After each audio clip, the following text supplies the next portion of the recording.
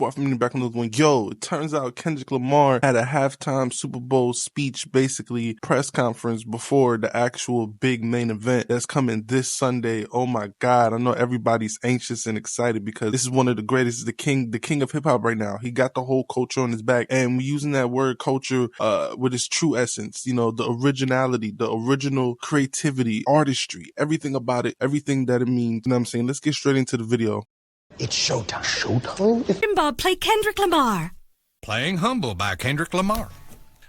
Which is something I really respect, but the spotlight has been shining so bright for the past few months. I've just been wondering how you've been processing behind the scenes, how you've been feeling about everything happening, all the success. It's just really just I want to look at it like it's just a continuum of who I am, really. I've always stayed to myself. I've always been in my own bubble, whether it's with the fam or whether it's training. How I process it all is just I continue to do what I was doing 10 years ago, and that's like be better in myself, better in the craft, and not look at it as bright lights, you know? Mm-hmm. And it may sound cliche, but it always worked for me, even when I was younger, you know, playing sports or being in the forefront of presentations and stuff like that. It was like, I gotta look at myself in the mirror rather than looking at it as a crowd or, you know, fame and attention. So now, early days of your career, you know, Section 80 days, even early mixtapes, and you perfecting your craft as an MC. Did you ever think we'd be at the Super Bowl with this? I wasn't thinking about no Super Bowl. You never thought about the Super Bowl I with wasn't this? thinking about no Super Bowl for sure. We was thinking about the best verse and how we gonna split this $5 at Church's Chicken or something like that. It wasn't no Super Bowl. Going to the studio and getting a meal. But I think, well, what I know is the passion I have now is still the passion I had then. And I think that carried on to the Super Bowl. So it was all about being present. As long as I was present in the studio and present in whatever that line was or whatever that mistake was, rapping or doing hooks or choruses or whatnot, I was present in that moment. I felt that passion. I think being present and not actually foreseeing everything kept me in the grounded state of mind in order to be at, you know, big stages like this. I think we felt that presence and that focus in your work for the past 15 years. Like Ebro said, going all the way back to projects like Overly Dedicated. And so seeing you perform with Dr. Dre at the halftime show 3 years ago, we already felt like that was the most hip-hop, beautiful halftime show ever. And now for you to come back and be the first solo hip-hop artist to headline, how does it feel being the artist to hit that milestone? And, you know, just your thoughts on what that means about hip-hop's progression and impact over the years. But that shit, it made me think about, like, the grind of it. You know what I mean? A lot of people don't see, like, the story before the glory, man. And that shit is like shuffling out your mixtapes and, you know, going to neighborhoods and parties and performing there, hole-in-the-wall spots. It reminds me of the essence and the core parties and performing there, hole-in-the-wall spots. It reminds me of the essence and the core response of rap and hip-hop and how far it can go. So for me, that should mean everything because it puts the culture on the forefront where it needs to be and not minimized to just a catchy song or verse. This is a true art form. So to represent it on this type of stage is like everything that I've worked for and everything that I believe in as far as the culture. Like, I live and die by it. This shit done changed my whole family life, so I don't take it for granted at all as far as the art form, you know? It feels like that was a lot what this year was about too, right? Like you, I guess, you know, you took it and put it on your back and you felt like a line needed to be drawn, right? Was that your intent when you rolled out this year? Was like, yo, I'm drawing a line. Like, this is what it is. My intent was to always keep, I think from day one was to always keep the nature of it as a sport. You know, I don't care how motherfuckers look at it as far as like, as a collaborative effort, you know, that's cool too, but I love when artists grit their teeth. Like, I still watch battle raps. I still watch Smack URL from Murder Mook to Lux to Tay-Rock, my bro Daylight. This has always been the core definition of who I am, and it's been that way since day one. So I don't think it was a thing for this year. It was always just a continuum. And what I will say about this year, it was more from a space where I think a lot of people was putting rap to the back, and you didn't see that. You didn't see that grit. You didn't see that bite anymore. So I always took that in consideration in going into any type of my music. That's interesting. So I hope this makes sense, right? We've been following your journey for about 15 years, and you have been so consistent in the messaging and the focus, like you said, and you've always moved with integrity. So in a lot of ways, I feel like we thought we knew exactly who you were as an artist in a positive way. And then last year, it felt like you unlocked a whole new dimension for us. But that person, like you said, was always in there. But I'm wondering, do you still surprise yourself sometimes? Did you surprise yourself last year, or was it just us, the fans, with our jaws on the floor, just stunned? That's a good question. Surprise myself? Nah, I don't think I surprised myself, because this, for me and for my partners that's been around me since 2005, 2006, like my brothers, they know my personality, they know my capabilities, even when it wasn't presented to the public at first, right? So this is just like a revolving door of what I've been doing in Carson Studios, at the homie garage, or my brothers at TDE, or just anybody around the city of Compton in LA. It's just magnified to the level where I've progressed it and did enough hours to know, okay, I know where to place it now. I know how to make it connect with people. It feels like each album, too, getting to this point was like, it was an album for the culture, and it was an album for the critics. You know what I mean? And then it was for the critics, Yeah. and then GNX comes along, and it's like, nah. This is an album for anybody, everybody, and anybody who want it at any time. And you brought that energy, and the energy you brought on GNX was an energy that I don't think was really happening in hip hop. Like, it's a Public Enemy level energy. It's a Ice Cube, America's Most Wanted energy. For sure. Like, it's a classic, timeless energy. Talk about your headspace between Mr. Morale and this GNX. Yeah, no, that's great. Go back even further, man. Speaking on that energy, like, it's my cousins was like DJ Quick, and Dre, these folks that my people was playing. So I always had that DNA. And you heard that DNA a little bit on Good Kid, Mad City, but I wanted to tell my story first, right? And fast forward to GNX, I felt it was just a perfect time, because not only the energy was lost, but it was an energy that was bubbling inside of me as well. I wanted to go back to the forefront of just the bite and just the grit of rap, just all raps and hard-ass beats. And that's like the basics for me. I thought about, what I used to like when I was a kid. Hard raps, good beats, that's smacking, right? And it was a great transition from Mr. Morale, because that was my most intimate. I wanted to go inside of my own psyche and my own personal withdrawals and see how it connects with the public and who can relate. So during this time around, I think it was necessary of coming out of that cocoon and feeling like, okay, I arrived now. I can spread my wings and show every state of who I am as far as Kendrick Lamar. And you really did spread your wings. I mean, you just came off a huge Grammy wins. You walked away with 5 awards, and you won Not Like Us won for Song and Record of the Year, which in itself is remarkable. But I think for people who love and respect hip-hop and the roots of this culture, the competitive spirit of it, it has been a little bit mind-bending that you created this massive cultural award-winning anthem out of a battle rap song. And how is that something, after you got off that Grammy stage, you got home in some quiet time, what was going through your head? I was just thinking about the culture, really. It's always that for me first. I'm not even bullshitting with you. It's like, when people talk about rap, man, the conversations I hear, they think it's just rap, and it's not an actual art form. So when you put records like that at the forefront, it reminds people that this is more than just something that came 50 years ago. They forget that it's even been here 50 years, right? And like kind of like belittle it.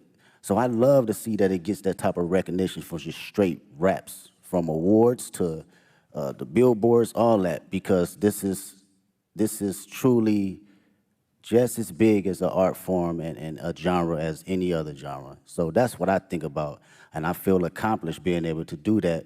You know, whether somebody else come behind me and do it again and quadruple it, I love to see it. If that was my purpose to do that, then that's exactly what it was for that particular moment.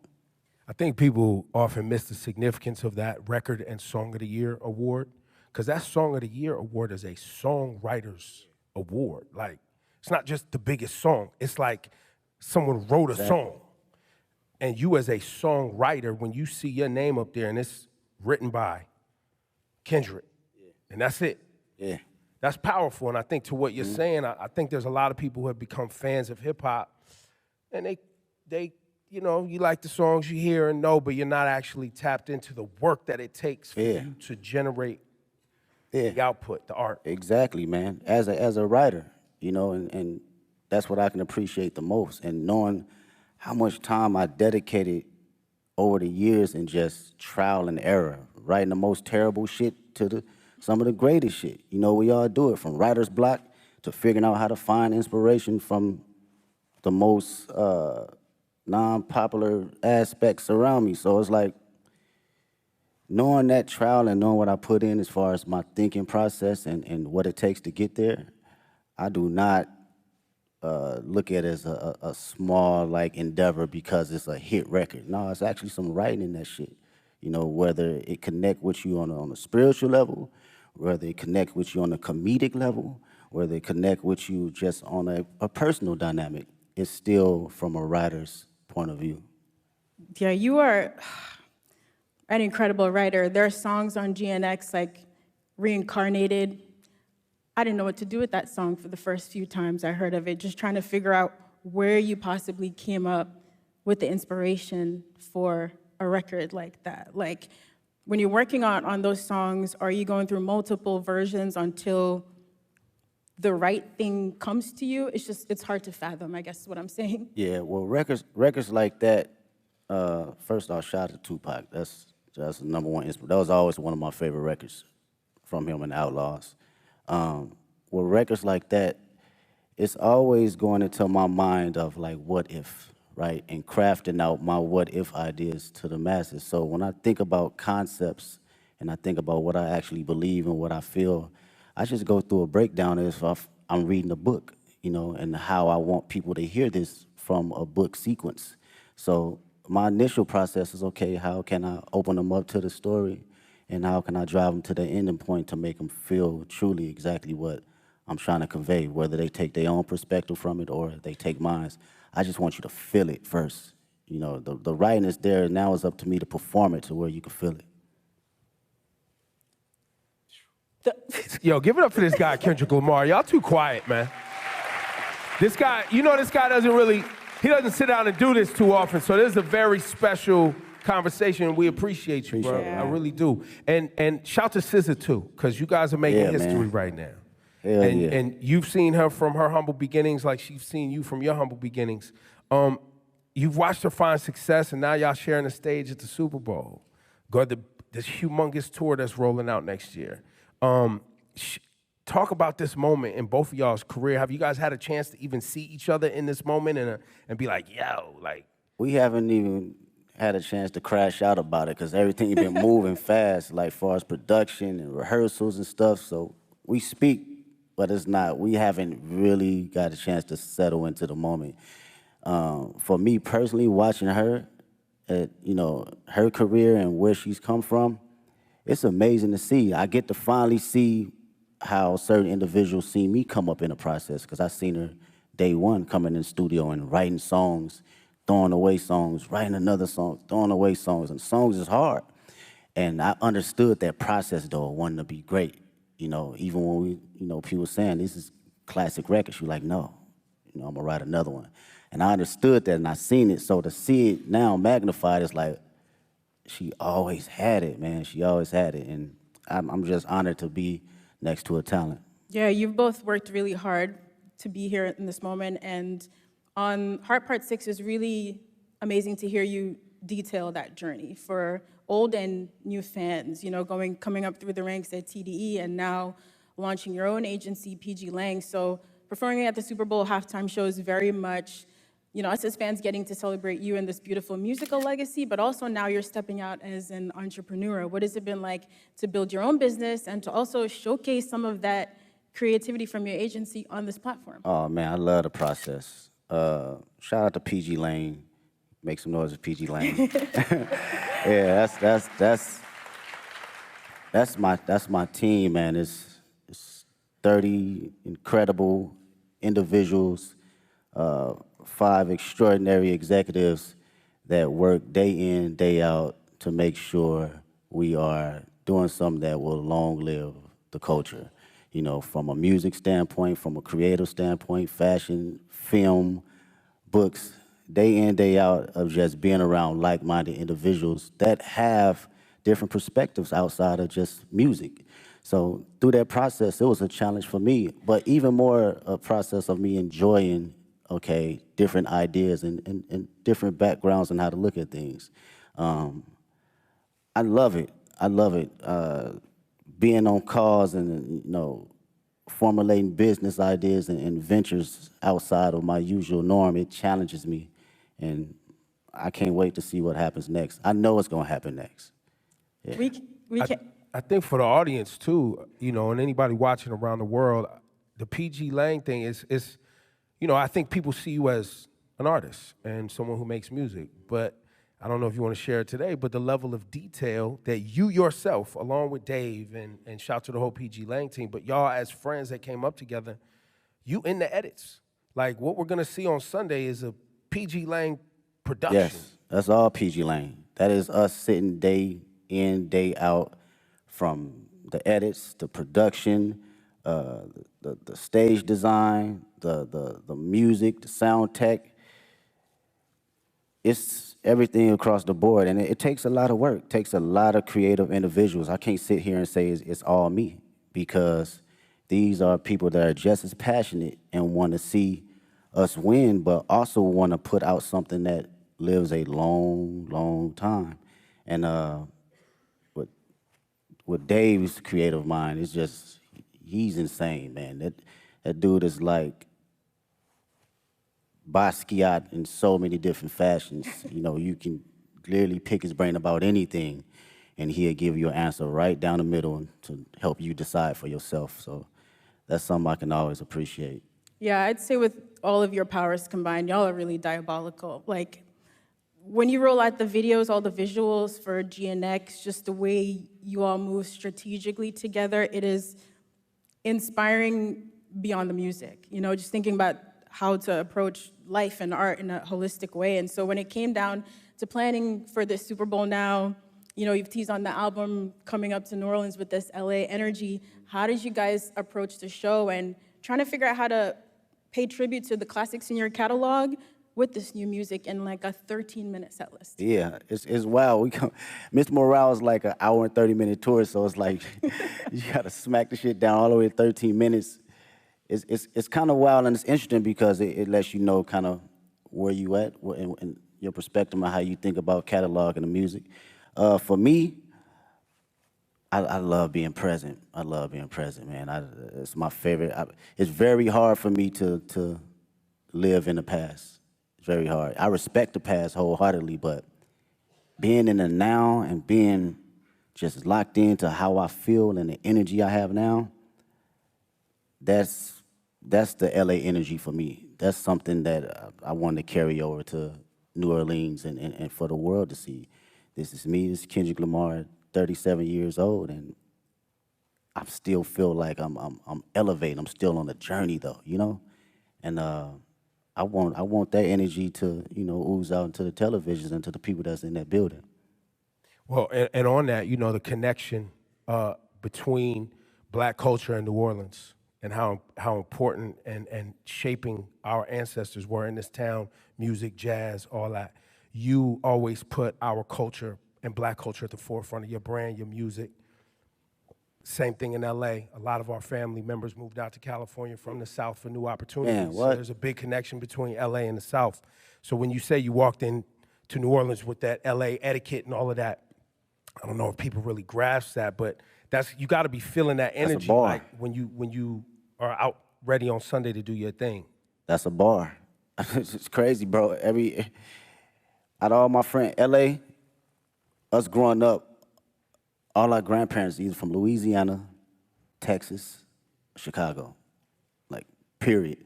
So our dialect and how we talk, it gauges from, like, the South and, like, the Bay Area. So, like, going to the store, we say finna. I'm finna go to the store. Like, that's some South shit, you know what I'm saying? That's not no LA, right? So that energy right there and you know, making that correlation, it means a lot to me for people to understand that. And the culture and just being black, I can't help that, man. It's just not something that I think about or even try to like go, I'm black. Shit, it's just go. It's in you, it's not on you. Yeah, it's gonna come out every time. I can't sugarcoat it. You know, I can't downplay it. I'm at a point in my life, I can't necessarily fake the funk for nothing. And I've always had an essence of that, but you know, you have kids and shit, that shit's like, I have to be who I am authentically. And if, you know, the world can't accept that, then so be it. But who rocking with it, I'm gonna put it all the way out there, you know, whether it's in private or whether it's on the main stage. Yeah, I don't think a lot of people and a lot of artists stand in themselves as authentically as you have. And I think one of the questions we've all been wrestling with over the past few months, watching you and the way you've moved, is really what is the role of an artist? And I think lots of people have very different definitions, but young Kendrick, again, back to overly dedicated and Section 80 mixtape Kendrick, and GNX Kendrick, Super Bowl, Grammys Kendrick, has your idea of what the role of an artist is, you as an artist, has that ever changed? I don't think I knew exactly what my role was early on. I had maybe clues of it, but now today I can truly say it's to express myself and express things that people can necessarily say on the daily and for them to actually relate to. And come from the most vulnerable place where people can actually feel it. I think that is, for me, that's the role for me as an artist. I don't give a fuck what place it come from. I could be the most angry person on the record. You gonna feel that shit that day if you woke up and you felt that. You wanna smile, you gonna feel it, because I'm gonna make sure I'm present that particular time in the studio, in the booth, that I feel happy and I feel energized and I feel, you know, if I feel frustrated, you gonna feel it. And to carry that as an inspiration for people that's listening that may not have a voice, that, you know, I've grew up with cats, still to this day can't have a conversation. The most meanest, you know, aggressive individuals, but they can't even look you in the eye and express themselves the way they want to, so they resort to other things. And when I think about that, and I know that I have the tools necessary to communicate myself properly and effectively, I gotta do it for them. I gotta make records like Reincarnated. I gotta make records like Man in the Garden. I have to, because they feel that way, but they cannot project it. And when they hear somebody actually giving them affirmations, it allows them to speak more freely and be open, because again, I come from the same place they come from. Wow, Kendrick, we might not see you outside again soon after Super Bowl. I know, of course, you have the GNX tour.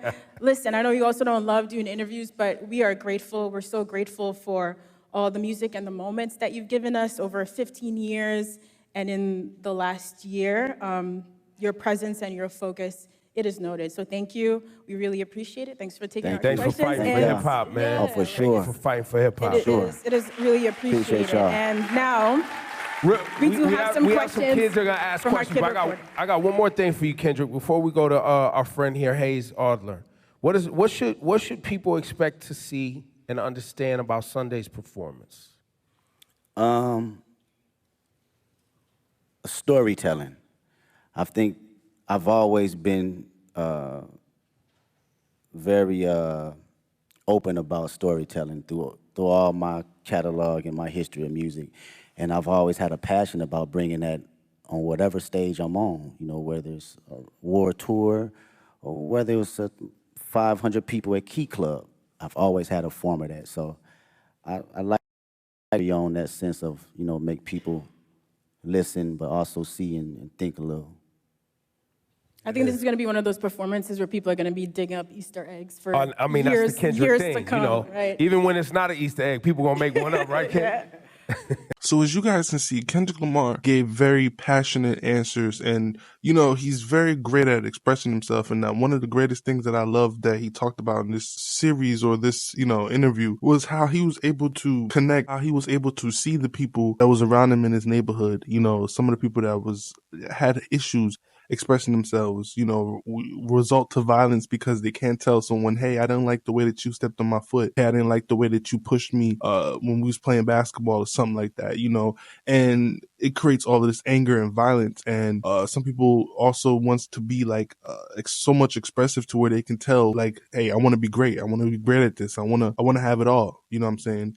And that's what Kendrick Lamar gathers his inspiration from, you know, having those moments growing up and being able to express that with songs like Man at the Garden. You know what I'm saying? It's just powerful hearing these messages and powerful to just know that this is someone that takes the art seriously. And then when you understand that he had the songwriter credit, right? The songwriter Grammy, right? That's such an amazing, we have to literally clap our hands and give this man like way more of like a conscious praise for his brain. Like not just the art, like rap is an art and we have to look at it like an art. This man is one of the greatest painters. Like how you guys think of the greatest painters of all time, we should think of Kendrick Lamar as that, because the way that he was able to write Not Like Us with the schemes, make it funny, make it right, make it the energy, conscious, spiritual at the same time, talking about the ancestors.